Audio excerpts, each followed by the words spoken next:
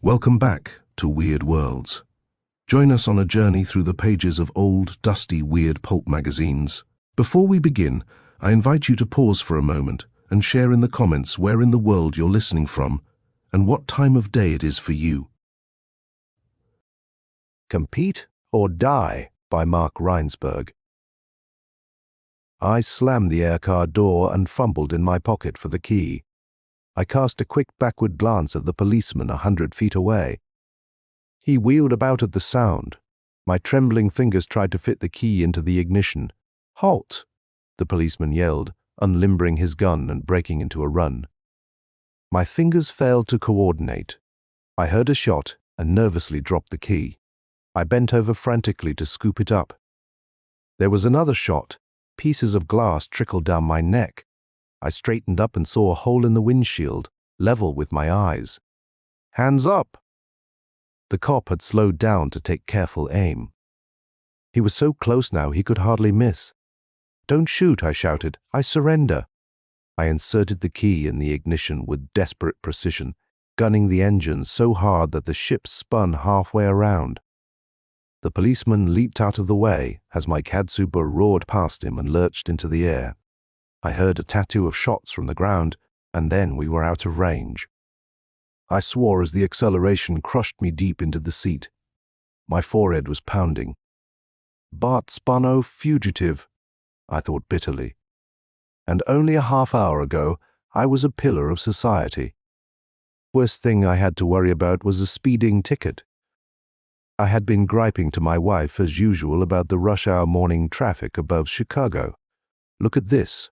Just look at this," I said disgustedly. Below us, the lanes were choked with ponderous, slow-moving commuter copters. Around us, flivver jets clogged the expressway like millions of migrating birds.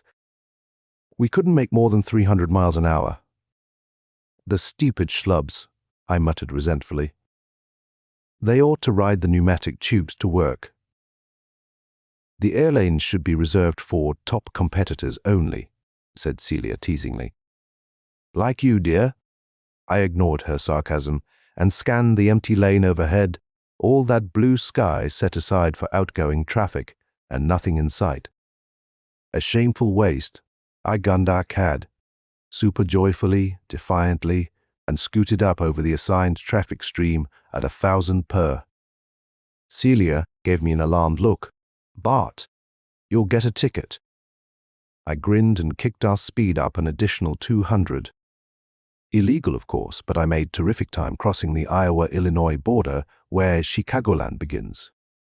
I didn't squeeze back into the expressway until mighty Municipal Tower came into view through the dense industrial haze above Lake Michigan. There atop the building stood a gigantic sign revolving on a pivot with the wind. It bore the seal of Chicago and the stunning legend, "I will compete, most inspiring motto in the world." I think Celia touched my hand. "We'll have to stop at the bank first." "No time," I said. "We're due at the school at 9:30. It won't hurt to be a few minutes late." "This is important, Bart. We have a good marriage, and I don't quarrel with Celia's wishes. But this meant another delay, and I could already see half the morning shot. What with the meeting in the principal's office, and afterwards perhaps taking Freddie out for a soda or something to make him feel secure and loved. What a lot of trouble that boy was getting into lately. I wheeled out of traffic and feathered down to the roof of the First National. A conveyor belt carried our ship toward the teller's window. Celia opened her purse and withdrew a bank form. "Here, I think you'll have to sign this, darling." I voiced my irritation. "Withdraw it in your own name. It's a joint account. Personally, I don't understand how you can need more money when I just gave you 400 yesterday." "This is a very large amount," said Celia softly. "Bank requires it. How much?" I asked suspiciously. 10,000. She was staring at me intently with her almond-shaded eyes. Her full red lips were parted in the faintest trace of a smile as her neat brown penciled eyebrows arched slightly in amused defiance. She was daring me to ask the obvious question. Hell, I thought. I can afford it. I signed the form and passed it back to her. We were at the teller window. She scribbled on the sheet and handed it to the clerk. Now, I said, feeling that I'd fulfilled the code of gallantry, may I ask what you need it for? Certainly, dear. I am giving it to the Mendelssohns as a going-away present tonight at their farewell party. What? 10,000 credits! Are you insane? The Mendelssohns mean nothing to me. I was so upset that I kicked the degravity pedal and we started to rise from the roof. I brought us down with a thud. They mean a lot to me, said Celia calmly. They used to mean a lot to you too, but 10,000, I protested. What do you think I am? A millionaire philanthropist? It is a lot of money, Celia agreed placatingly, but the Mendelssohns are leaving tomorrow for Primus Gladys. We'll never see them again. So what? I said heatedly. Thousands of people go to the stars as colonists. Thousands of failures like the Mendelssohns think their luck will change on another planet. Does this mean that? Bart, consider, said Celia. If they had remained here on Earth as our friends, there would have been many occasions in a lifetime when I would have sent them remembrances, the birth of children, anniversaries, graduations, confirmations, bar mitzvahs, wedding presents, funeral wreaths. All I've done now is roll up all those gifts of a lifetime into one farewell present of a size that will help them a little on their new world. I've cut off a lot of heads for that money.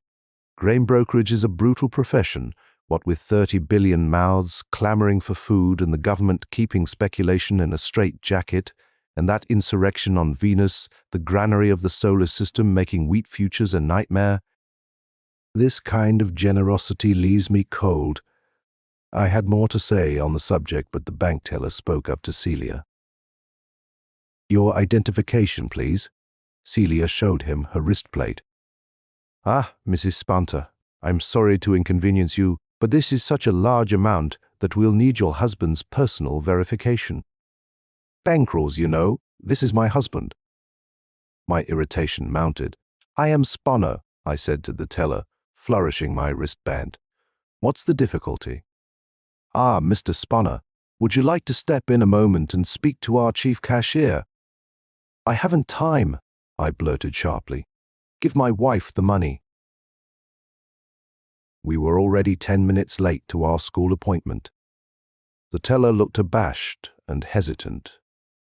Look here, I demanded. If we don't get better service around here, I'll take my account elsewhere. That did it. He fussed around and finally handed Celia the bundle which she had some trouble fitting into her purse. Small denominations, she explained.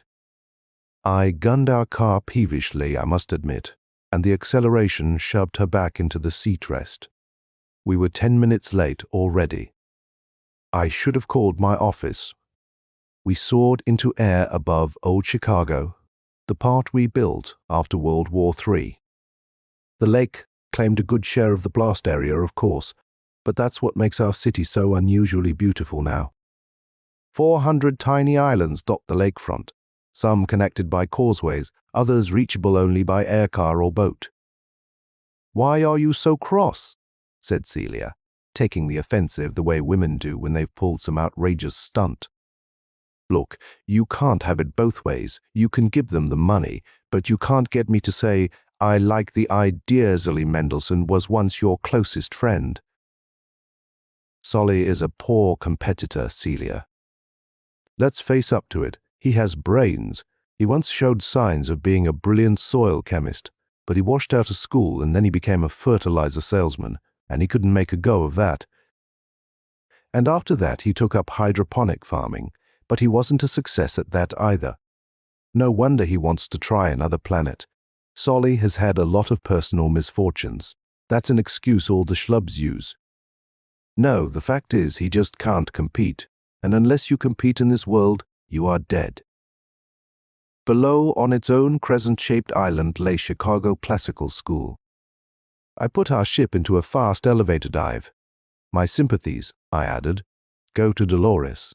She's a bright, attractive kid, keen competitor. She didn't deserve a schlub for a husband. I paused. And about that party they're giving tonight. I'm not going. Chicago Classical was frankly a boarding school for privileged kids. It taught the first 6 years, and no better, I'm sure, than the public schools of Chicago. But there was social distinction. The contacts would be good for Freddie later on.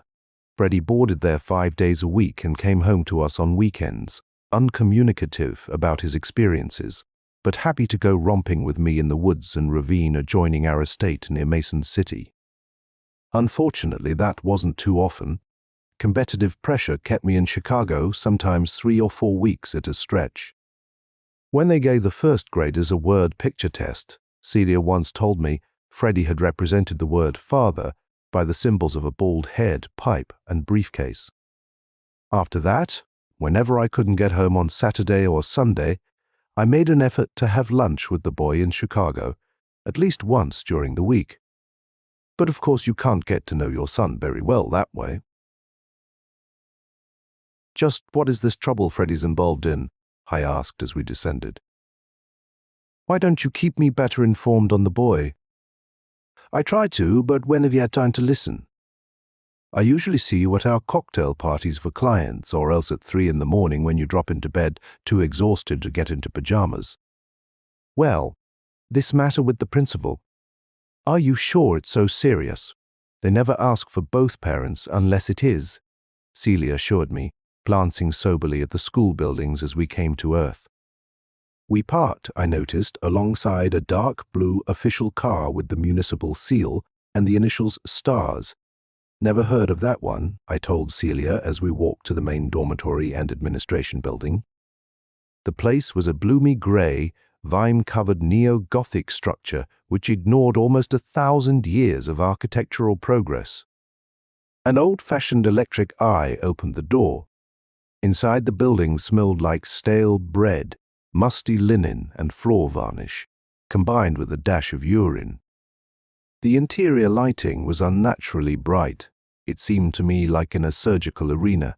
The only harmonious note was struck by the mural in the vestibule. One entire wall was covered by an allegorical painting of sports, professions, and industry, with the phrase "Compete or perish" emblazoned boldly across the top. Celia nudged me. A little raw for school kids, don't you think? This was an old, unhealed grievance between us. Those are the 24th century facts of life, I replied evenly. We reported to the receptionist robot in an alcove controlling the inner set of doors. You are 15 minutes late, said the machine. I will announce you. Be seated, please. We remained standing. I spied a public wall phone and jerked into awareness. Excuse me, Annie. I have to call the office. I hastily dialed our number and got the busy signal. Wow! All 9 lines were tied up, including our human and our robot receptionists. I immediately dialed our unlisted private number, and somebody answered with a curse, and I knew it was my partner, Charlie Spacker. Compete, man, compete, he shouted. Where the hell are you? Chicago Classical School. Personal problem. I told you about it. Well, get over here quick. That Venus situation is about to blow up, and we're tied up to the tune of 300 million in wheat and soybeans. I'll be over within a half hour. Meanwhile, have Claire book passage on the next Venus rocket. One of us has got to go there. Wilco, said Claire. She always monitored our calls. All right, stormed Charlie. That may help us a month from now. But what about now? Do I buy or sell? These customers are drowning me. Charlie was a great bluff man who inspired the client's confidence, but he quailed at policy decisions. I thought fast I'd go there and make a deal with the insurrectionists, help finance the rebellion in exchange for exclusive first option. If they won, good. If they lost, status quo anyway. Celia was gesturing urgently as the inner door opened. Bye, I said, and I slammed down the receiver. It was hard to adjust to the dim lighting in the principal's office. His room was loaded with antique fiberglass furniture of the 21st century. He sat behind, or rather within, a donut-shaped desk, a moon-faced man with short monk-like haircut and bulbous nose. "You are the parents of Edmund Spencer?" We nodded. He pressed a button. "Very well. We will send for the boy." He swiveled around to face a wall of slanting glass which overlooked the children's playground.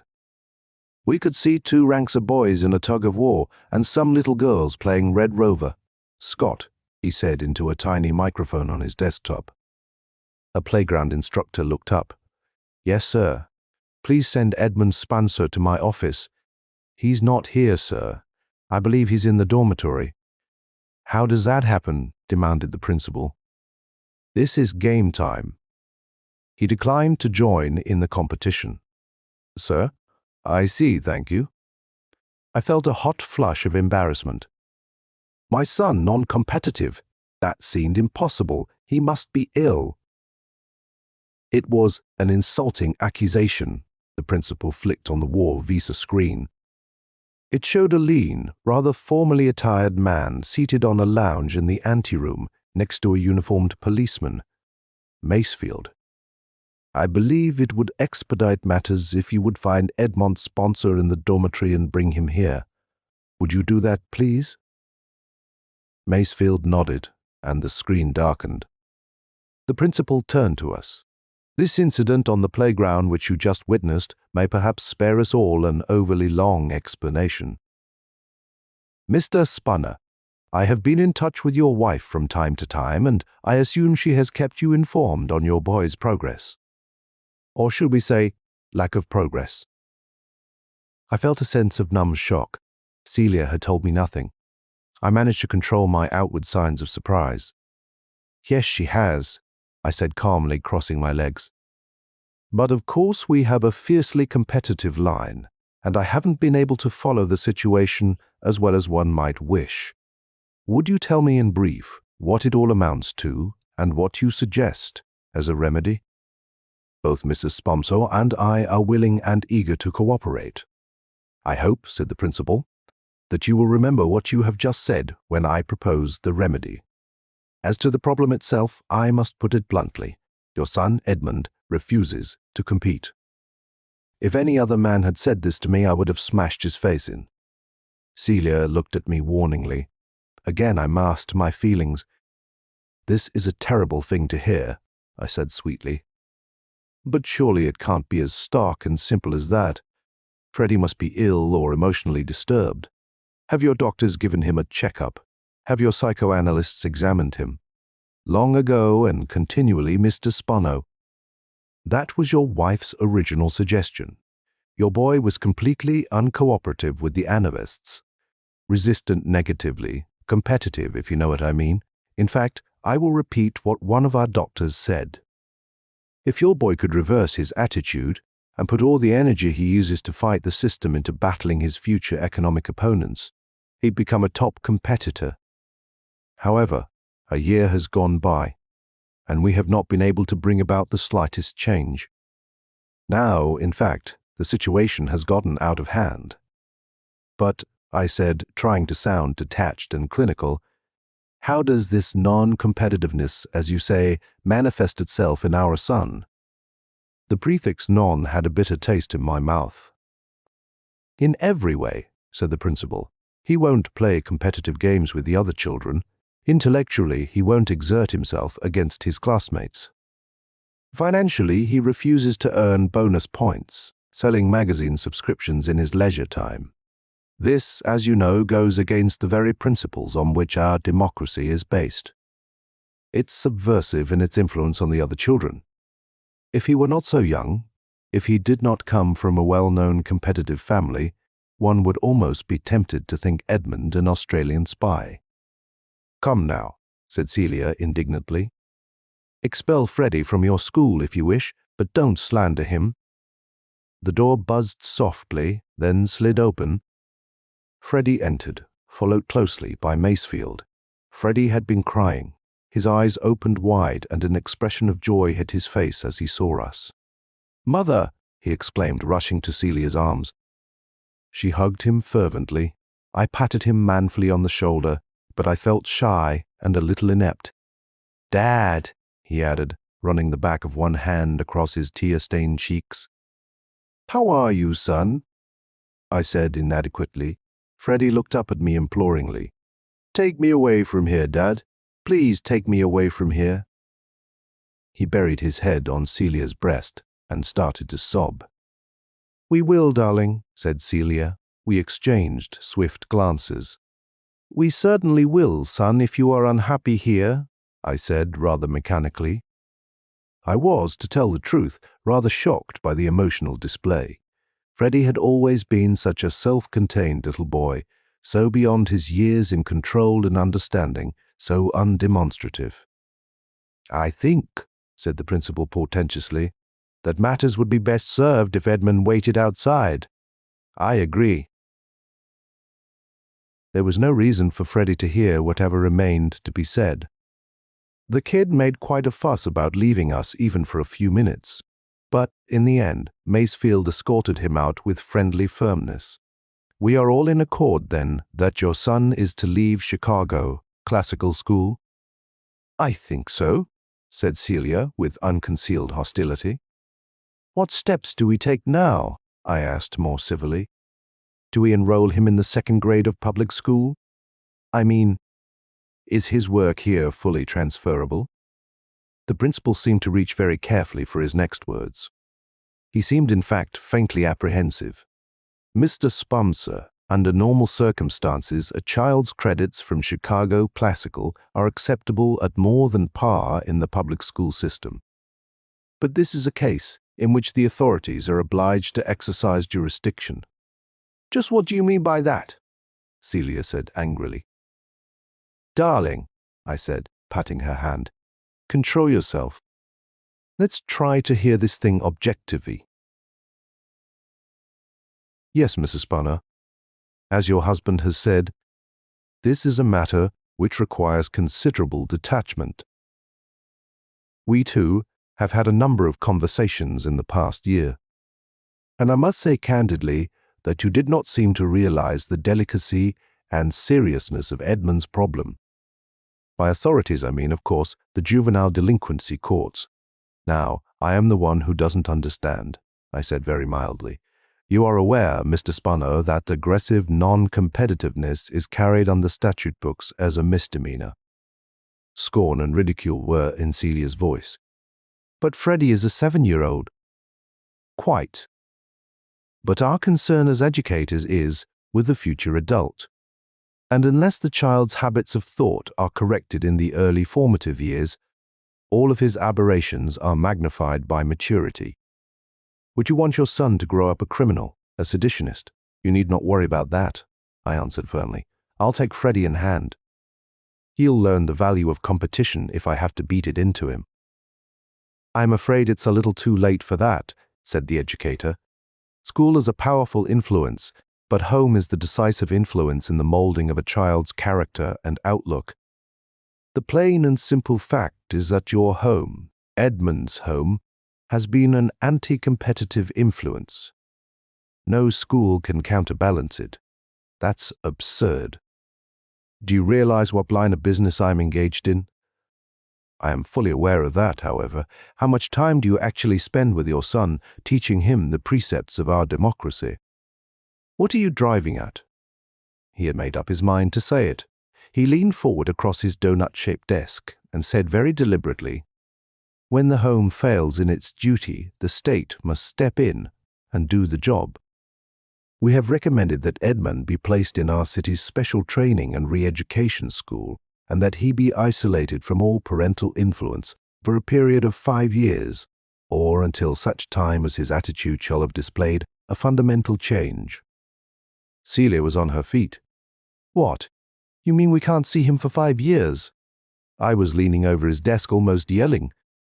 "You are not going to take our boy away from us." "We'll fight it in the courts." The principal likewise stood up. He stared at us, disdainful in his power. The court has already decided that point. I thought you were sensible, cooperative people who were willing to fight and sacrifice for the preservation of competition. I thought I was doing you a special favor in giving you a last moment or two with your son. That, you must understand, went against all rules. I am sorry now that I extended you the favor." Celia was tearfully, bitterly sarcastic. "You extended us the favor." I was trembling with rage. "We are taking Freddie with us. You can't. You just try to stop me." The principal smiled again disdainfully. "He has already left with the stars, officer. There is nothing you can do except leave my office." I was stunned. "That blue car we parked next to." I was paralyzed. I wanted to smash the principal's face, even if it meant going to jail. His desk buzzer sounded. He flicked a switch. Yes, it was the intercom to the receptionist. "Mr. Macefield, tell him to wait a moment." Macefield's voice broke in. "It can't wait. That kid has gotten away from us. He's locked himself in an air car. Who owns that CAD Super?" I staggered the principal with a straight, hard punch in the mouth. I threw another to his jaw and another in his solar plexus. I leaped onto his desk and seized him by the throat and battered his head against the desktop. Then I drove my fist into his face again and again until he lost consciousness. Celia had had the presence of mind to turn off the microphone. I flicked it on. "Macefield?" I was trusting the phone to depersonalize my voice. "Yes. The owner will be right out to open it." "Is there anyone by the car now?" "Officer Fogarty." "Good. Then the boy can't get away. Come to my office for a minute." I kicked at the control panel and ripped out all the wires in sight, then socked the principal 3 or 4 more times for good measure.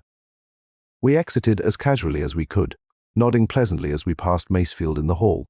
Then we broke into a frantic run through the inner and outer doors, pausing only long enough for Celia to smash the electric eye mechanism with her purse as the outer door swung shut. Nicely competitive of her, we raced out to the parking lot. The cop was standing beside our car, and I could see Freddie cowering in the back seat, behind closed windows and locked doors. "Officer Fogarty," I said breathlessly. "Mr. Macefield says for you to come to the principal's office immediately. Something's happened." He hesitated. "What about the kid?" "We'll watch him. You better hurry." He headed for the administration building at a lumbering trot. We waved wildly to Freddie. He pounced with uncontrollable joy on the door release. Celia plunged into the car, and then out of the corner of my eye, I could see that the policeman had stopped. He was viewing us with uncertainty. Then he yelled and started to run toward us, unlimbering his gun from its holster. My trembling fingers fitted the key into the ignition. I heard a shot and a thudding sound, then another, and a hole appeared in my side and front windows. I gunned our car like fury, and we rocketed into the air so fast that Celia, holding Freddie tightly in her arms, moaned at the terrible acceleration. We were far above Chicago's islands. Nothing, not even a police car, could catch our CAD Super. I turned to my son. "You are a bright boy, Freddie. I am proud of you. A real competitor at heart." Then my eye caught the great municipal sign, with its motto, "I will compete," and I realized for the first time the seriousness of what we had done. "The alarm will be out any minute," I told Celia. "I must land." I nosed our ship down to the lowest airline, merging with slow local traffic above the city. For once, I was not pleased to be driving such a conspicuous car where to land, certainly not my usual parking lot. They checked there as a matter of routine. Celia read my thoughts. Where would they least expect us? "Navy Pier Traffic Fines Bureau," I exclaimed. "They have a free parking lot there." "That's good for the car," said Celia, "but risky for us," she thought. "The Art Institute, they have a private lot and we're member." Ridiculous, I started to say, then checked myself. That's good. That's cultural. The cops would never think we'd go looking at pictures. There would be people there, a crowd in which we could lose ourselves. A big building where we could remain all day if necessary without attracting suspicion. A place where I could think. I desperately needed to think. I don't want to go to the Art Institute, Freddie whined. I want to go home. Celia tried to comfort him. Mother wants to go home too, dear one, but we can't go home just now. We sure can't, I thought grimly. I maneuvered past the petal-shaped peak of Tribune Tower with its banner, 10% competition means 10% American, past the upper stories of the Prudential Building, Weirker meeting, Arkansas, EU, past the squat old Bible Federation building, Kembeter, remember Steephater, and at last settled with a sigh behind the museum. I want to go home, Freddie whimpered, his eyes starting to tear again. He was a thin, rather bony little boy, with light brownish eyes, like Celia's, and a forceful jaw that was quivering now at the point of a sob. Celia caressed his curly brown hair. We're going to spend the entire day together, darling. We're going to look at some wonderful pictures. I was irritated, but I guess you can't expect too much understanding of a kid. We entered the building from the rear. Parking lot entrance. The Art Institute was one of those wild, non-geometric creations of the 21st century Reconstruction period. It was a flat, one-storied building. The outside was partially circular, with a pearly, transparent roof. Inside it formed a spiral, with galleries partitioned off like the chambers of Nautilus shell. At the eye of the spiral stood a small sunken garden and tea room. I looked at my watch. 10:15. We can stay here until 5 if need be, I told Celia. Don't leave the building until I return. Where are you going? Celia was calm outwardly. Only her eyes registered alarm. To see my lawyer, then to the office, then to the bank. I have a hunch that 10,000 won't be enough for our present needs, but Let's not discuss it now. First, I want to find out how we stand legally. I patted Freddie's cheek. Bye, son. I'll try to get back in time for lunch with you and Mother. I strode off, pausing at the main entrance to call the law offices of Devron, Beach, and Feldman. Beach was my man, and he was in. I hailed a copter cab and we lumbered over to the gold-black, ellipsoid Richmond building opposite City Hall. Beach was a top competitor, a slim, trim, fit, fighting individual with graying black hair and a smiling sun-tanned face underscored by hard lines of determination. He was humorless, busy and abrupt in all his dealings, but he'd never yet lost a case for me. I have to be in court in 10 minutes, Bart. Can you give it to me briefly? I don't know if I can. There are so many aspects. To begin with, I assaulted a man, knocked him unconscious, government official, top competitor. No, just a private school principal. Injure him badly. I don't know. He was still out when I left. Beach's eyes flickered with surprise. You are not a violent type. He must have provoked you, called my son non-competitive. Beach dismissed the matter with a gesture. You've nothing to worry about. He paused, his shrewd eyes surveying. Is that all? Unfortunately not. I was ashamed to tell the whole story, and I've told Beach some pretty raw ones in the past without flinching. In effect, I've defied a court order concerning my son. Obstructed justice, you might say. Leave the legal definitions to me, said Beach tersely. Tell me what you did. Well, the principal was turning my son Freddie over to some guy from the special training and re-education school without any advance notice. Just bang, like that, called Celia and me in this morning to tell us. As though it were already an accomplished fact. Well, I knew it was illegal on his part. Imagine that. Taking a kid away from his parents for 5 years. So I snatched up Freddie and left him with Celia in a safe place and came directly to you. Beach.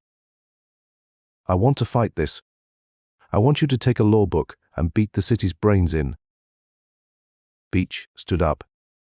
He would not look me in the eye, but the hard lines on his face showed up like steel cables. "I won't touch the case. You'll have to find someone else." A wave of shock and fear surged through my veins. "Beach, you are the best man in the city. You've got to take it. I couldn't win. No one could. You are in trouble, Bart. You'd better hand over your son to the school." He was thinking out loud. "Plead emotional upset on your part.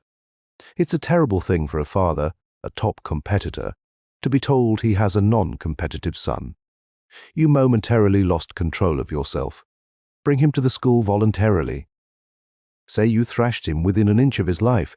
Say you've been too busy competing to pay much attention to your son's upbringing. But now you are turning him over to the school, and you want them to indoctrinate him thoroughly in the principles of democracy. You'd have a scandal, of course, but people would sympathize with you, applaud your resoluteness. Yes, you would get off that way. I still couldn't handle the case, naturally, but I can recommend someone." "Beach," I said firmly, "I won't give the boy up." He was silent for a moment. "Then you are ruined. You are a fugitive from justice. Your only hope is in Australia." That was a slap in the face. "Australia!" I shouted. "That crummy socialist state, that schlub society? No, sir. I am staying right here in the free competitive world." Beach looked ostentatiously at his watch. "You'll have to excuse me. I have a case in court, a murder case, where I can do my client some good." He picked up his briefcase and went to the door and stood there courteously showing me out. "I don't imagine I'll be seeing you again, Bart. Take a lawyer's parting advice. Don't go home. Don't go to your office. Put your family on the next ship for Australia." He put his hand on my shoulder, adding not unkindly, "I also advise you to leave this building quickly. You realize that I must report you to the police." I fell down the elevator shaft, stopping at the mezzanine rather than the ground floor. There was a balcony and staircase overlooking the main entrance. I could see a policeman loitering at the doorway. I had no reason to believe Beach had immediately made his report. Even if he had, was it likely the police could reach the scene sooner than it took me to drop 38 stories? Nevertheless, there the cop was. I went back to the elevator, rode the updraft to the roof landing. A police ship was idling over the Richmond building. Coincidence. I saw a taxi drop his fare only 20 feet away, and I wanted desperately to hail the cab, but I couldn't take the chance. I remained for a minute by the doorway. The police ship also lingered. I asked a building employee where the freight elevator was. He pointed the direction, and I stripped off my suit jacket and folded it around my waist beneath my shirt. Then I rolled up my shirt sleeves and stepped into the down shaft. I hit bottom 2 floors below street level. There was a clerk in a receiving room. "Has some office furniture come in for 11/8? I asked in a schlub accent. "Nothing yet," said the clerk. I thumbed at the doorway. "That the freight tube, yup. Maybe they're waiting for me outside." It was a silly thing to say, but it gave me the excuse of looking. I ducked my head out and saw that the dock was empty. There was a rush of sewer-tainted air and the hum of the city's subterranean conveyor belt. "The idiots!" I exclaimed for the clerk's benefit. "There they are, at the next building." I slammed the door and hopped onto the belt, which was moving at about 5 miles an hour. I jumped off at the next dock we came to, rode the freight shaft up, then got off at the 6th floor. Quickly, I rolled down my sleeves, whipped out the jacket from under my shirt, smoothed down my hair, and was presentable again. I walked around until I found the passenger shaft and descended to the ground level. I was more angry than frightened. I, a fugitive, a top competitor, forced to flee through the city sewers. What a rotten, unjust turn of events. What next? I was outside now, on the pedestrian belt, moving eastward toward the lake. Obviously, whatever we did, wherever we went, money would be necessary. The bank, then, I would draw out my entire account. A second thought, no, not the entire amount. That might excite suspicion, cause a spot check with the police. Half would be better. 125,000. I entered the First National and went to a counter to write out a check. A cautioning light suddenly flared in my brain. What if the authorities had called the bank? Frozen my assets. There is only one safe way to find out, I thought. I wrote out a small check to cash. 50 credits went to one of the many tellers, handed it through the cage. I knew, of course, that my picture was automatically taken as I did so. The teller glanced curiously at the check, stamped it, and, without hesitation, handed me a 50-credit note. I was elated. The bank had not yet been notified. I returned to the counter and wrote out a check in my own name to 125,000 credits. I presented it to another teller. Your identification, please. I flashed my wristband. The teller studied the check minutely. This is a considerable sum. More than I have at my window. Could you wait for just a moment? He picked up his phone. A bank guard tapped me on the shoulder. Could you come with me, please?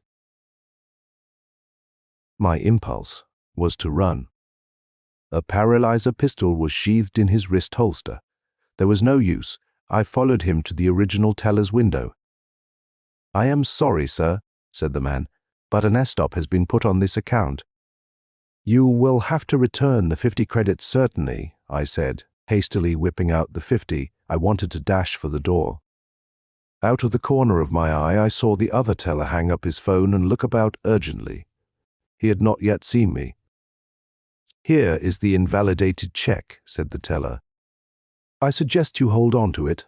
Thank you, I said, restraining my hand from grabbing. Guard, I said, there is a teller over there motioning for you. I pointed in the opposite direction from the second teller.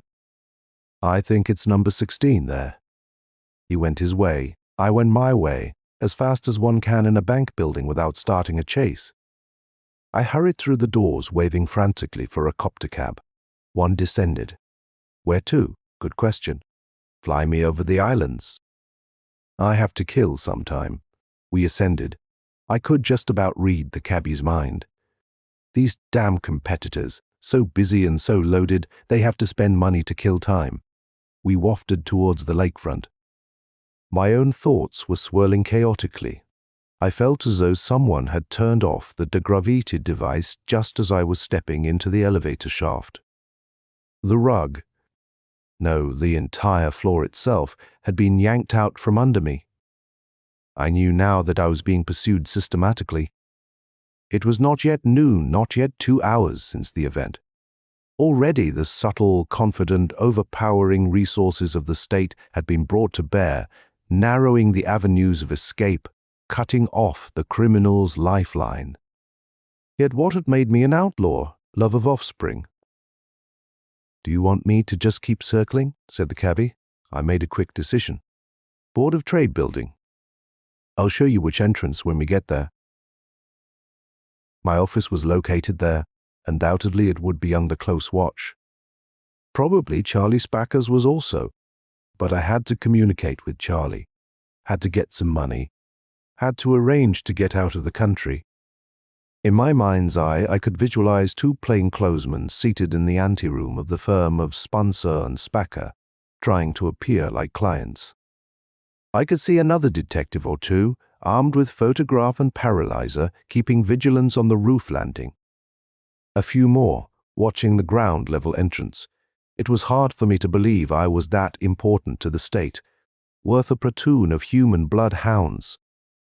And yet, if the state was doing a thorough job at all, one had to assume they were there, and at our home in Mason City, Iowa, and at my club, and at all the space and air terminals as well. But it did not seem likely to me that a detective would actually be sitting in my private office at my desk, waiting for me to come in through the window. That was the chance I'd have to take. We approached the massive Board of Trade building, which resembled the glued-together pipes of an antique pipe organ, and I pointed and said to the cabbie, "See that balcony? Let me off there."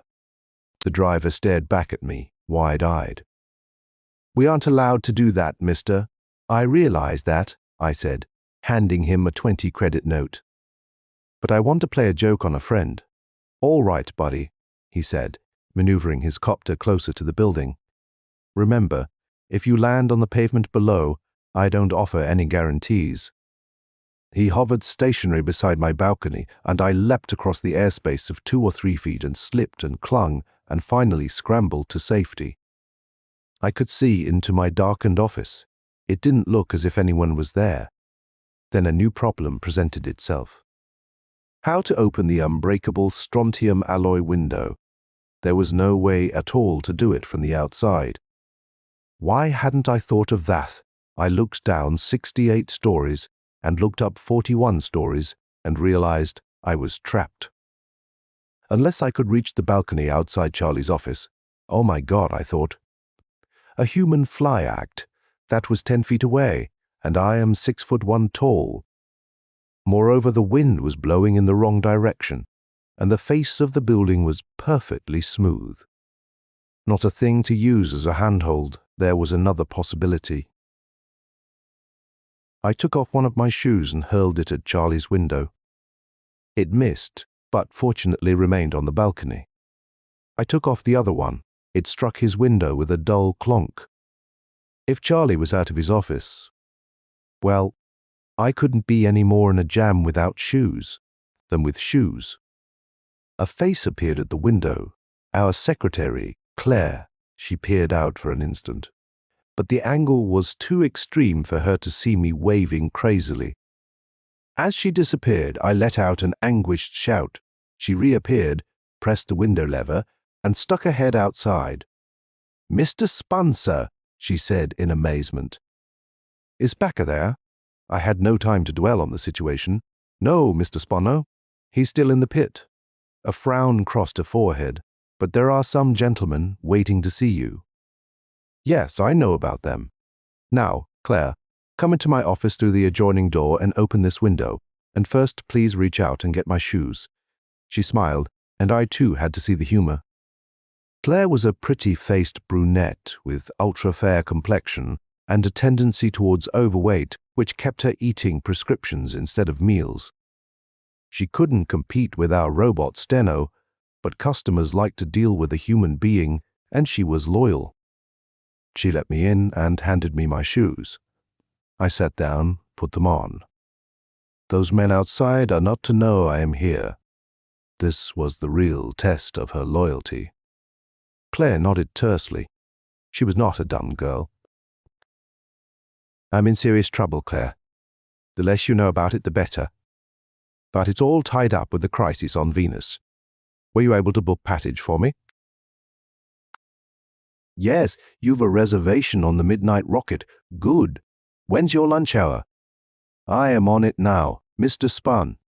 Will you do me a tremendous favor, Claire?" "I know it's an imposition, but it's quite urgent."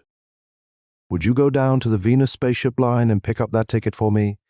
And while you are at it, get 2 more tickets on the same ship, but separated from me. Do you understand? Have them bill us as usual." "Under what name, Mr. Spanner?" She was a canny girl. "Leave all 3 open under our company name." This wasn't much better than Mr. and Mrs. Bart Spanner and Son, but it left us some leeway to juggle identities. "Perhaps trade tickets with 3 schlubs at the last minute." "I hope you don't mind this imposition," I added. "I'll be very glad to do this for you, Mr. Spanner." She hesitated. "Do you want me to bring the tickets back to the office?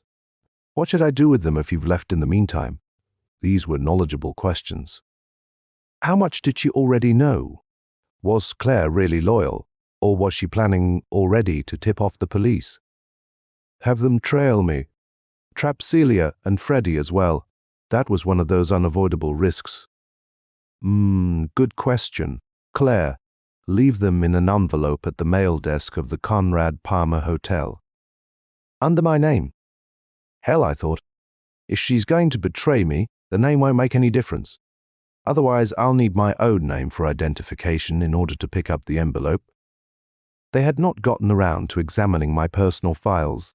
The drawers were still locked, and my slim antique missile gun was still filed under W for weapon. I slipped it into my pocket and began rifling through my papers. I had never, to be truthful, expected to be in a situation as bad as this. But top competitors have to be prepared for some rough tactics. Under I was a set of false identity papers. Under S was a sleep bomb strenuously outlawed in private hands. Under B were various blackmail letters, including one I secretly held over Spacker. I looked hopefully under M for money, but there my foresight had failed me. It had never occurred to me that a man with $250,000 in the bank and 3 times as much in securities would someday need money. I did find something under M that made me pause. Mendelssohn. It was a yellowed old folder, certainly the oldest in the entire file. My thoughts suddenly swirled back to college days. This was a project we had worked up together when Solly was still hot on soil chemistry, and I hadn't settled on anything definite except somehow making a fortune. This was a technique for creating tillable topsoil out of solid rock in 10 short years, about 1,000,000 times faster than nature could do it. But who wanted to wait 10 years? Not I, at least. And when I, who was to do the selling, cooled off on the idea, Solly lost interest too. Intriguing, though. Maybe Solly would like it back. Maybe the poor schlub could use it on Primus Gladys. I began stuffing things in my briefcase. Carely Spacker returned. I could hear him enter the adjoining office. I gave him time to settle down at his desk, then made my appearance. But he was genuinely startled. Charlie was a heavy-set, muscular man, with deep, resonant voice, short-cut, wiry hair, and ruggedly sculptured Roman features. He was a good bargainer by instinct, a rough competitor within established ground rules, but weak on the frontiers, slow to assimilate new ideas, fearful of decisions. "You've been a long time in returning, Charlie. I've waited here almost an hour. The gentlemen outside are growing impatient." Charlie was confused. "They know you are here. How do you think I got in?" "Through the window. But I thought you were in serious trouble. Beach called and said." "I know all about that. Beach is behind the time, and he's not getting any more of our business. Do you understand?" I had been speaking harshly.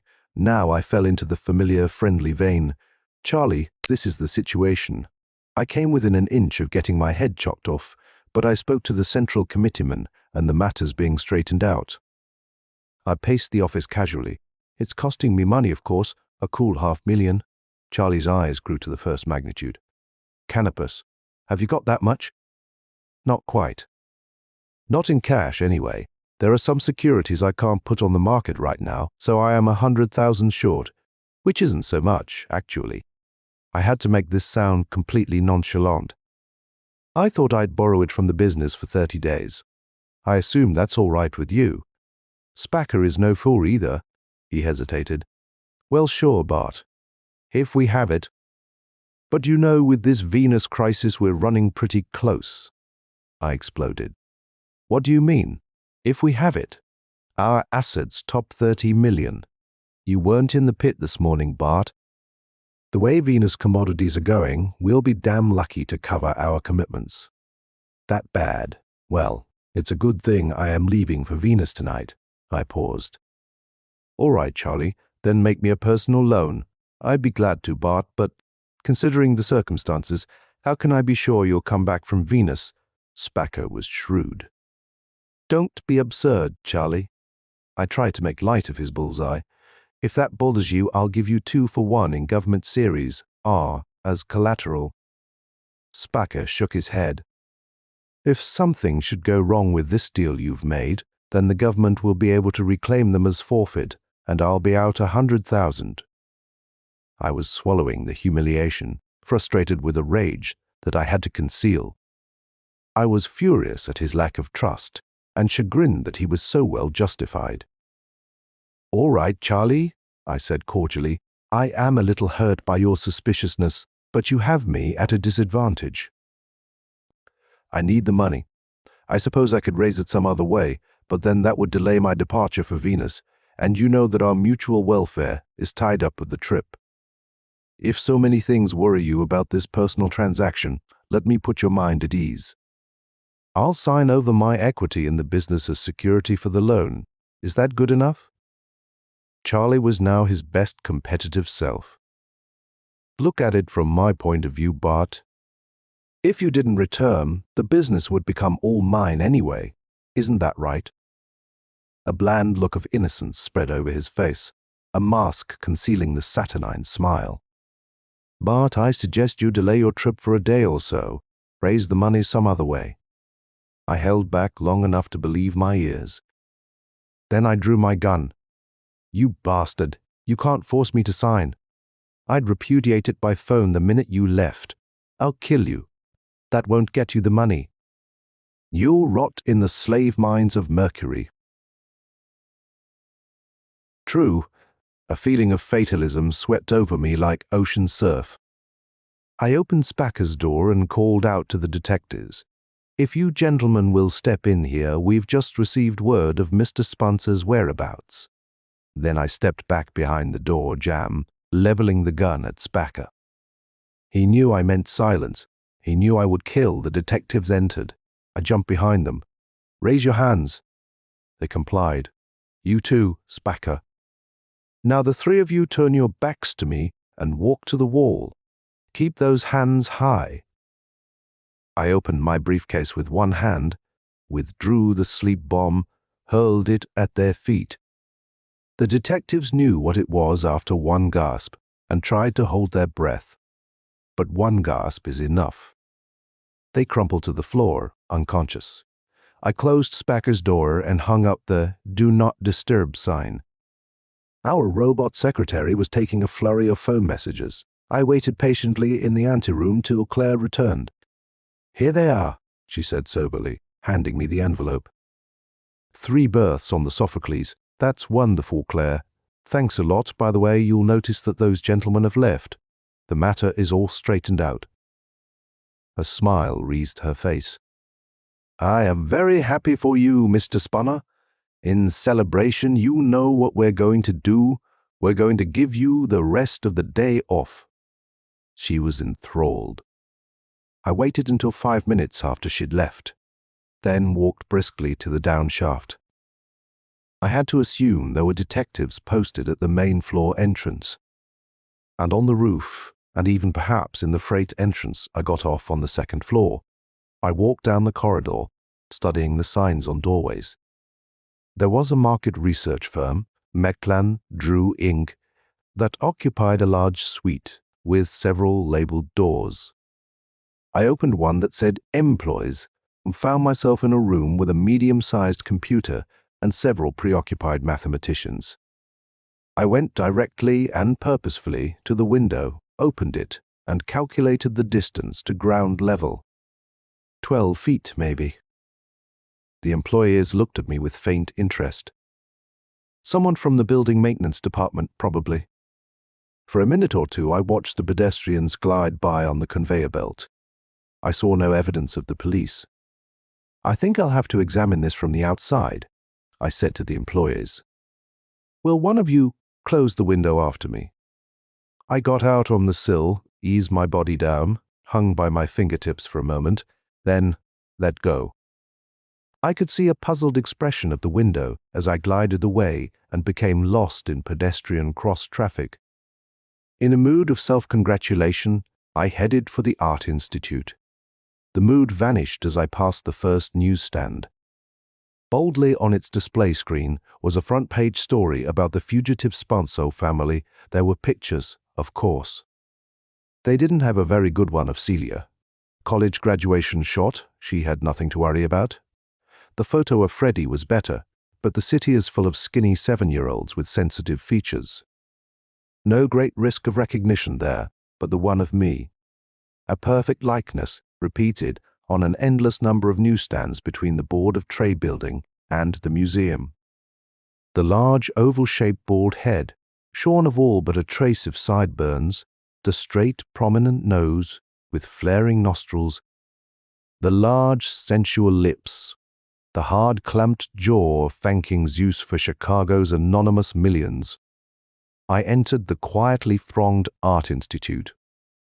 Celia and Freddie were looking at paintings of the prismatic school without much enthusiasm when I found them. Their greeting made me feel like a hero. "Daddy," said Freddie, hitting my leg joyfully as Celia embraced me with a passionate kiss. "It's 1:30, said Celia softly, achingly. We were so worried. "Let's go eat," I suggested, suddenly aware of hunger pangs. "We already have, but it'll be much nicer this time." We went to the tea room. Alongside was the sunken garden, with its dwarf trees and moist green grass and bubbling waterfall. 3 or 4 pieces of ancient sculpture, smooth white marble of the Greeks, stood in the garden on pedestals. Somehow these had survived the destruction. "Nothing else remained of the whole collection," said Celia sadly. "Renoirs, Rembrandts, Raphaels, all gone. I am tired, Mommy." "Why can't we go home now after a while, dear?"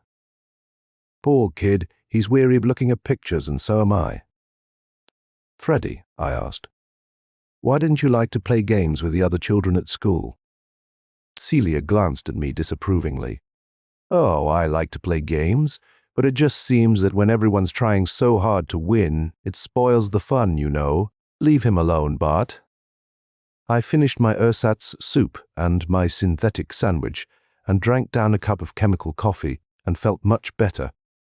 Freddie napped on one of the garden benches, and that was a good thing for him and for us. We had to talk, weigh alternatives, make plans.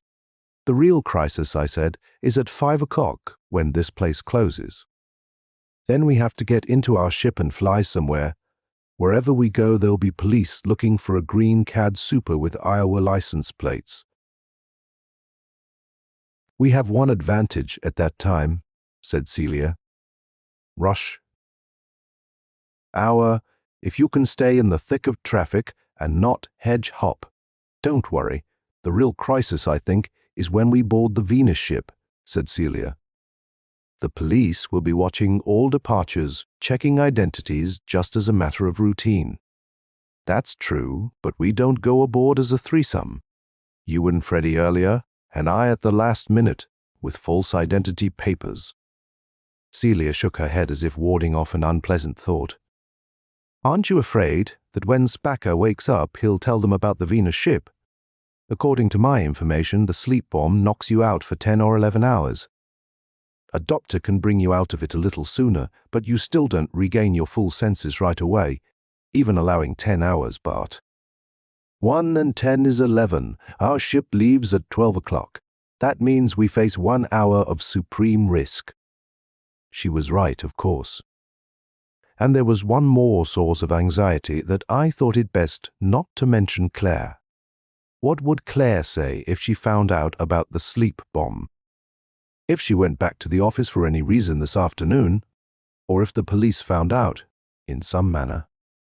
Surely they would go looking for the detectives. Surely they would question Claire. What would she tell them? 5 o'clock. Exit separately, through the rear door, to the parking lot. Furch, Celia, walking briskly, with keys to the car in her gloved hand. Unaware how I stare at her handsome figure, voluptuous movements of hip and thigh, how akin the awareness of danger and awareness of sex. She opens the car door, turns the ignition key, idles the engine niced. Freddie, as well coached as possible. Unhurried, lackadaisical, taking a slow, wandering path, oblivious of the peril, curious about the other cars, taking his time. He reaches our car, and Celia scoops him up, and I see him clamber over the front seat and bury himself in the back. Then I, striding heavily, hastily briefcase in hand, looking neither right nor left, lowering chin almost onto chest, waiting for a voice behind me, expecting a shout, "Wait, stop." I reach our car, Jump in, slam the door, open the throttle.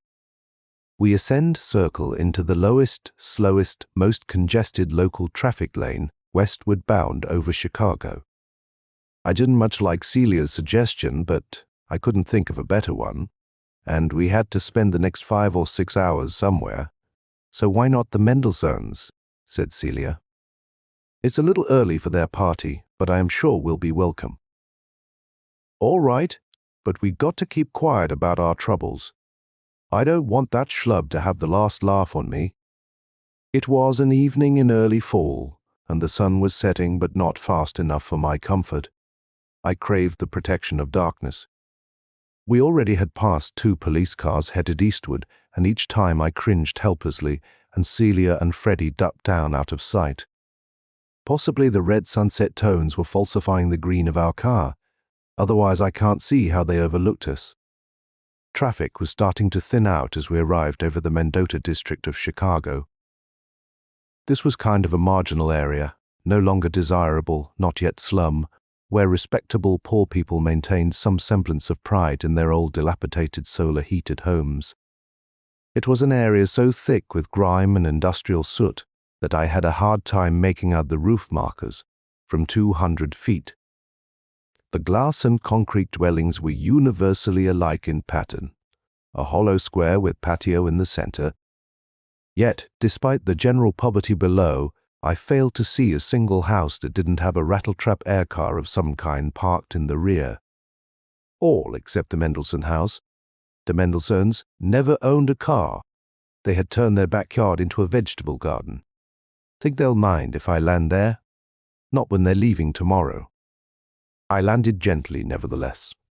Solly was sensitive about plants.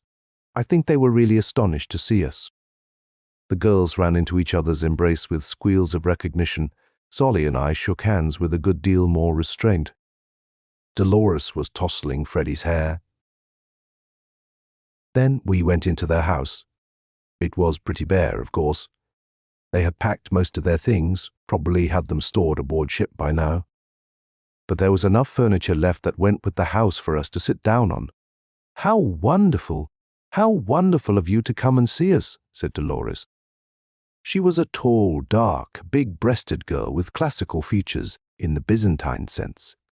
Her hair was black, her movements languid, her voice deep and melodious. We couldn't see you go to the stars without saying goodbye, said Celia. We talked about you so often, Dolly said, wondering how you were, what you were doing. I found it hard to imagine this exotic, beautiful woman transplanted to an alien world in the role of pioneer farm girl. We thought about you too, said Celia, so many times. It was awkward. Solly and I hadn't exchanged more than 5 words. Would you like some refreshments? Said Dolly. Drinks, something to eat. She smiled at me and smiled at Freddie and nodded yes until Freddie nodded with her. Sure you do, she said. We laughed. Dolly stood up. We weren't expecting our guests for another hour, but everything's ready. She and Celia and Freddie went into the kitchen. I hated to be left alone with Solly, and I suppose the feeling was reciprocal. Are you glad to be going? I inquired neutrally. Very. How long does it take to get there? 2.5 years. That's a long time, not considering the distance. Primus Gladys is 9/10 of a light year away. Funny, I said, a star being that close undiscovered until this century. It's not a bright star. Half the luminosity of our sun. For all we know, there may be others just as close. Solly meditated on the idea. I suppose that's possible, I said. Must be thousands of stars in the southern skies, faint stars, I mean, that haven't been measured. We were both silent. There seemed nothing further to say. The distance was as far between us as between Sol and Primus Gladys. I fumbled in my briefcase. This is something that may interest you, Solly. I handed him the folder containing his topsoil project. Found it in my file just this afternoon. Thought maybe you could use it where you were going. He looked at it, his forehead wrinkled in a frown. Remember? I cued him. College days. A light came into his eyes from a source thousands of light years away.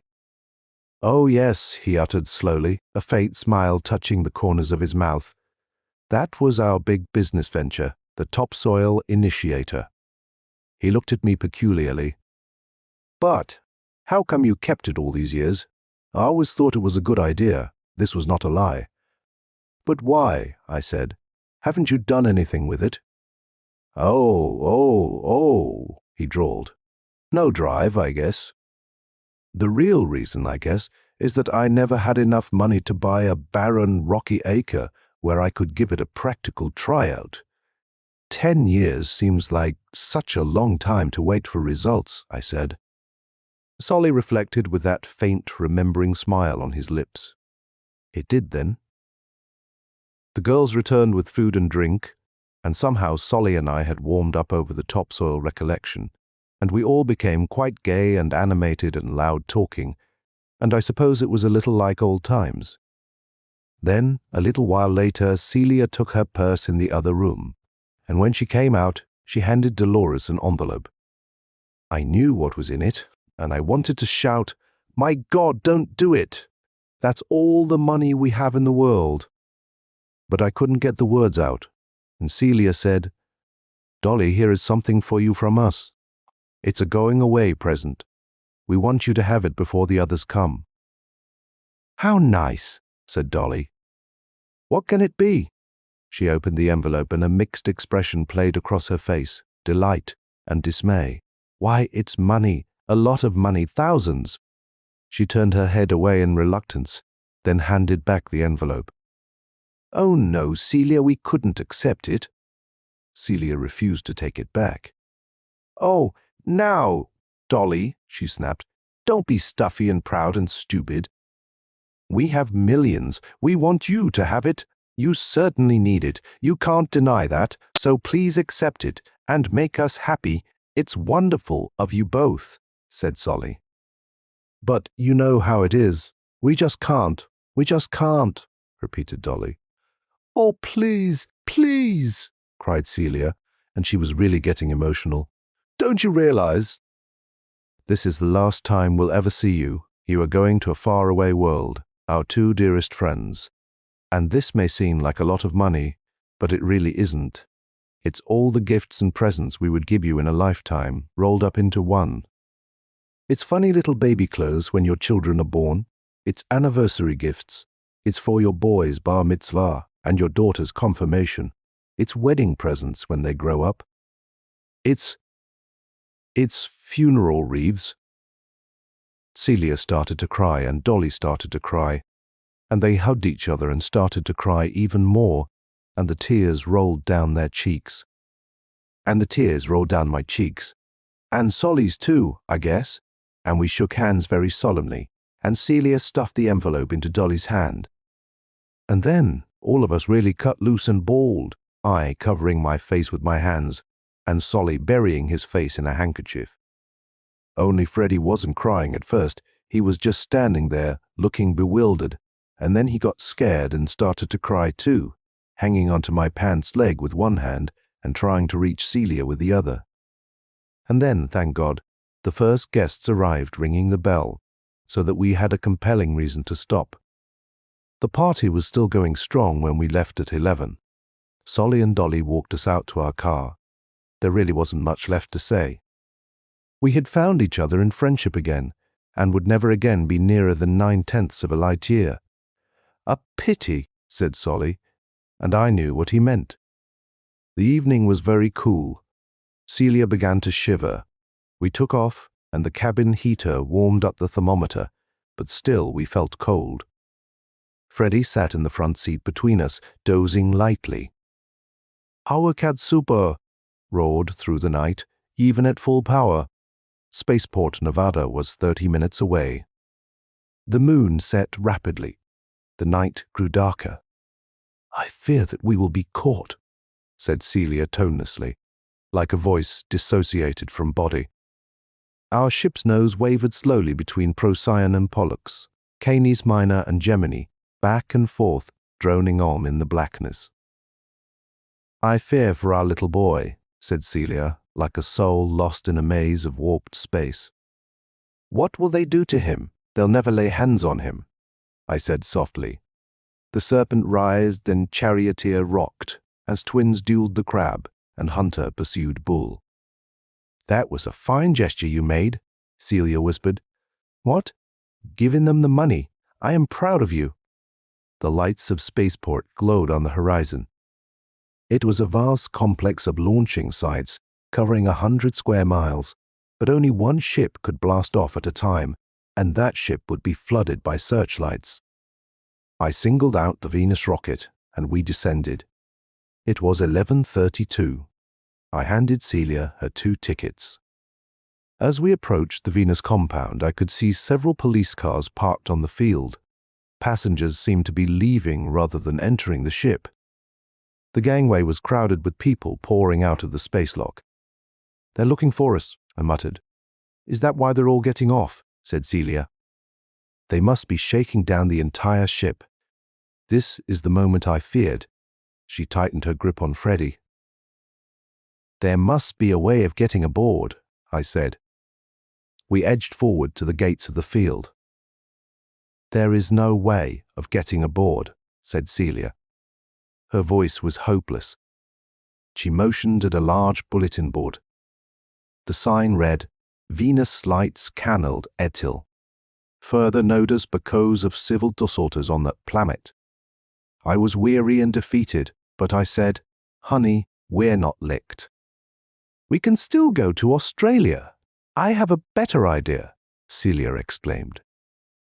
It was as though a new current of life, a new gusher of hope, had burst through the surface. Let's go to Primus Gladys. It was 4 in the morning. We had told Solly and Dolly the straight story. Do you think we can get a berth on the ship? My wife queried anxiously. Is there any way you can help us? The Mendelssohns exchanged glances.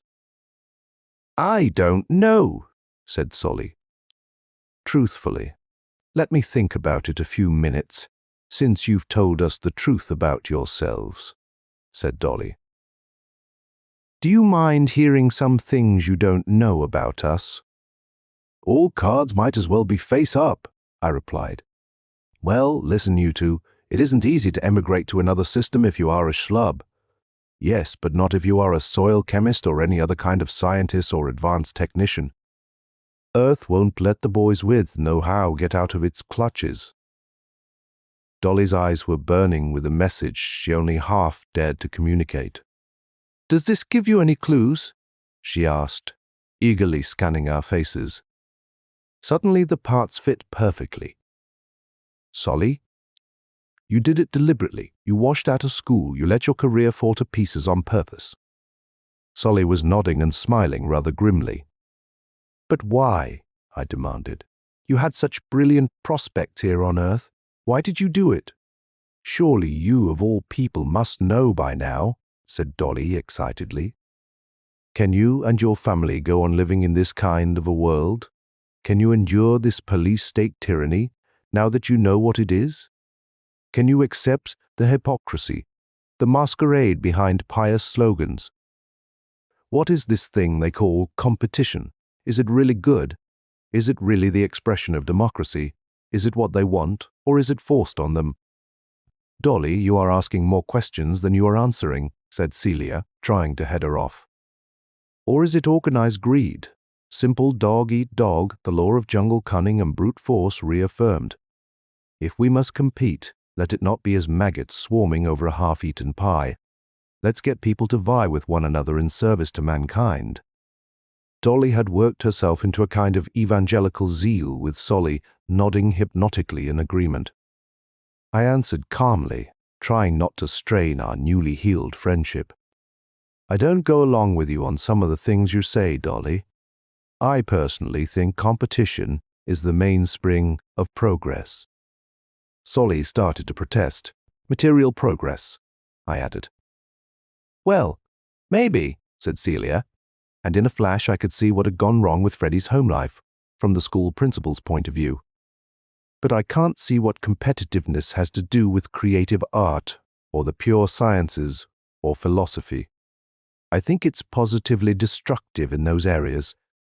The real struggle there is internal, not external. To me, competition is only a part of life, not the whole of it. "You are all wrong," I shouted. "My only concern is with the welfare of Freddie. That's what got us into this predicament. I want you to understand that I am for the system 95%. Solly, Dolly, and Celia smiled. That irritated me, but I let the matter drop. "Let's consider what's to be done," I said. "Yes," said Solly very seriously. "I can tell you this about the Starship. On a voyage of 2.5 years, nothing can be done haphazardly at the last minute. Every berth has to be accounted for long in advance. Our baggage has been calculated down to the last ounce. The number of farming implements, the number of livestock, even the number of children you may have en route, are strictly allocated. In other words, the only way we can get aboard is if someone dies or doesn't show up at the last minute," said Celia. "Or if you can persuade someone not to make the trip, and, in addition, get by the police," I added softly. At 7 that morning, the Airbus stopped to pick up the Mendelssohns and their hand luggage. We had worked out some kind of half-baked plan that I didn't think would go over with the ship's officials. We set a rendezvous time and place and waved them off. Then we got into our CAD Super. For the second time, it bore us west to spaceport. As we neared the field, Celia commented, "You know, darling, this car is pretty conspicuous in the daytime. I am hungry, Mummy," said Freddie, who had missed out on breakfast altogether. Celia gave him a soggy hors d'oeuvre, which was all that was left from the Mendelssohns' party. I had been thinking about what to do with our expensive car. I brought it down almost a mile from the Starship Pericles. "You two will have to walk the rest of the way," I said cheerily. "I'll meet you at our rendezvous point in about 25 minutes. The time was now 7:30. The ship blasted off at 9. I put our car in a steep climb and circled the field at an altitude of 10,000 feet, where I could see which of the many spaceships were loading passengers. I chose one ship arbitrarily at the opposite end of the field from the Starship. It turned out to be an asteroid surveyor, paying its way with 100 or so passengers to Ganymede. I sat down in the adjoining lot and fixed the degravity controls so that the ship hovered a few inches off the ground and left it that way to drift across the field with the wind until it attracted the inevitable attention. I walked to the next shuttle bus stop and rode across to the Pericles. It was a gigantic ship, 20 times the capacity of a Venus or Mars rocket. Comet-shaped. Engineered to approach 50% of the speed of light through cumulative acceleration. The Starship had 2 vast cargo entrances in addition to the passenger airlock. In one, which was now closing, I caught sight of crated farm machinery. Into the other, herds of cattle were being driven. It was nearly 8 o'clock. I approached the Pericles warily. We were all supposed to meet by the livestock gate. Dozens of people were milling about, some ranchers, some colonizers, bargaining at the last minute over a sheep or a goat or a horse or a cow to replace a dead or sick animal. That some of the men were detectives I did not doubt. I saw Celia close to the entrance with Freddie. We exchanged glances of recognition, but kept widely separated. Solly came up. I checked with the captain about Dolly and me waiving our right to have a child during the voyage and taking Freddie with us instead. "You were right. He wouldn't buy it. That was tremendously generous of you even to offer." "But," said Solly, "there has been one cancellation." Our eyes met. "What's the fare?" I inquired. 2,000. Solly looked down for a moment, then threw back his head. "Look, that's still your money, even if you did give it to us. Dolly and I are willing. Would be happy to pay Freddie's fare and take care of him as our own if you and Celia can't get on. My son has no future on Earth," I said. "If Celia's willing, I am. Go talk to her." Solly went to Celia. She did not once look in my direction, and I was glad. In the end, Freddie went with Solly, and I could tell what the lie was. Solly was going to show Freddie the insides of the wonderful ship. It was 8:15, only 45 minutes before takeoff. Celia and I were going to be left behind. There didn't seem much reason for further pretense. I took my wife's hand. Little did we know how important your going away present would be. Solly used 2,000 of it to pay Freddie's fare. Celia shook her head. He didn't have to do that, sweetheart. All we have left is about 150 credits. That may be all you have left, she said proudly. But that isn't all we have left. If my addition is correct, we have 90,000 cash credits in my purse right at this minute. What? How do you mean? Celia put her arm in mine. I played a dirty trick on you, darling. You signed and I added another zeroed. You took out 100,000. No wonder that teller made such a fuss, dear. I thought you might have to use a little bribery. I knew Freddie was in trouble and that was my fault, of course. I am the villain in his home life. She smiled ruefully, then looked at the Pericles, her eyes brimming with tears. But I had no idea they'd try to take him away from us. My thoughts pulsed wildly. Look, Celia, we can both get aboard. Give me the money. I took her purse and ran over to the huddle of colonizers. I've got 90,000 cash credits. Who'll give up his place on the Pericles? The group turned to face me in astonishment. One man came forward. I thought I saw a gun hidden in his sleeve. 90,000. That's right. Who wants it? 90,000 is a small fortune, said the man. Anyone with that kind of money shouldn't need to pull up stakes on Earth and start life all over again on a new planet. Should he? I don't imagine so. Who'll take 90,000 for his place on the Pericles? I repeated over his shoulder. Unless he has some special, very compelling reason for leaving Earth, the stranger continued. A colonizer ran up breathlessly. 90,000, let me see it. I opened the purse, pulled out the wad of bills, and flung the purse on the ground. The colonizer riffed through the wad. That's for me. I'll take it. He reached for the money. Just a minute, I said. It's yours after you give that lady over there your berth and make it legal with the ship. Hey, said a companion, how about all your belongings, your cattle and equipment? You haven't time anymore to take it off. Heck, my whole outfit isn't worth more than 15,000. I'll give it to the lady. He ran to Celia, and the two of them dashed for the passenger ramp. It was 8:35. 25 minutes before takeoff, I put the money in my coat pocket. I don't think, said the stranger, that this transaction is going through. He stepped so close, we were almost jaw to jaw. Let me see your identity tag. Who are you trying to impersonate? I said. A common, ordinary rancher, he replied, flashing his badge. Now, let's see your identification. Certainly. I showed him my false wrist tag. Donald Simpson, I see. He stared at me through narrowed eyes. Where did you find that, Mr. Spanner? Sponsor? Is that the guy you are looking for? I have about a dozen other documents to prove I am Simpson, if you have the patience to look at them. I opened the briefcase and handed him the packet. They had cost me thousands, and they were awfully good forgeries. They slowed the detective down quite a bit. Why are you offering that kind of money to get the lady on board? Because I am awfully anxious to get rid of her.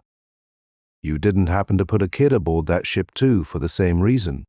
If you think I did, why don't you go look? I may do that, mister. You know, we can hold this ship on the field for an hour or more if we think it would prove profitable. I saw Celia waving from the passenger gangway and the colonizer come sprinting our way. It's done, he exclaimed breathlessly. Let's have the money. I reached into my pocket. The detective laid his hand on my arm. I said I didn't think this transaction was going through. He turned to the colonizer. You'd better switch things back to the way they were. No, I said. pressing the gun through my coat pocket into the belly of the detective. Don't pay any attention to this character. I crossed over with my other hand and withdrew the money. Take this, I said to the colonizer, and get out of here fast as you can. He was confused, but not on basic things. He took his money and virtually ran 10 minutes to 9. They were closing up the passenger airlock, removing the ramp. You know, said the detective very quietly, my buddy is coming. He won't understand this embrace we're in. I'm quite sure he won't like it one bit. The last of the animals were being led into the livestock hold. The ranchers were dispersing. The colonizers were all aboard. We stood virtually alone beside the ship. I am prepared to be killed, I said, and to take you with me in the process. A police car hovered in the air beside us. Say, yelled its pilot. They've found the Spanner car over next to the asteroid surveyor. He pointed across the field. They're searching the ship. We've got to help. Hop on. I stepped back with my hand still in my pocket. Yes, I said, hop on. The detective clambered aboard the police car. He gave me a look that I'll always remember, a sort of sneer and a sort of smile. Good luck, Simpson, he said. The police car whisked away. 5 minutes to 9, I wheeled and ran to the livestock hold. The hatch was about shut, and I knew it was too late. Goodbye, my darlings, goodbye. Then the hatch jammed and could not close the last 6 inches, and I saw the reason. A steer had broken loose and charged the door. His head was caught in the opening, his neck had snapped instantly, and he was dead. They reopened the hatch long enough to fling the 1,000-pound carcass onto the field, and that was all the time I needed to come aboard. A crew member hollered at me. Do you belong here? Yes, I replied, I certainly do. As I said it, the ship blasted heavenward, and I was flung to the deck. I started to curse, and then I chuckled. I was stretched out ignominiously beside a cow in the fresh-smelling hay. I, Bart Spunso, top competitor, starting a new life, this way. Well, Solly, I mused, understand the planet we're going to has lots of rocky acres? End of Compete or Die by Mark Reinsberg.